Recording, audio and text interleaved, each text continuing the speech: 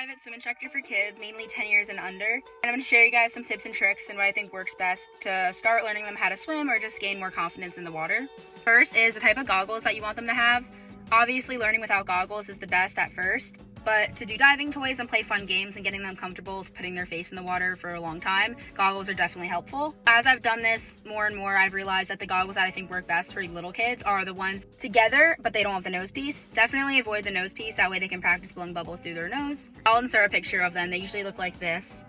And that way it kind of mocks like the mask with the nose, but it doesn't actually have the nose piece. You can still blow bubbles in the water, and that's something really cool to teach kids and really important. I think a lot of kids get like scared of the two little individual goggle pieces, which makes sense. So this is definitely a good way to ease into goggles.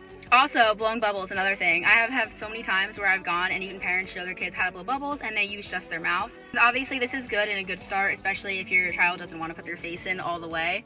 But blowing bubbles actually is really important to do from your nose like you're blowing into a tissue. That's how I like to say it as for every kid. And this is because when you're swimming, you obviously don't want to get water up your nose. So starting off with blowing bubbles through your mouth is helpful, but the main thing you want to do is use your nose to blow bubbles.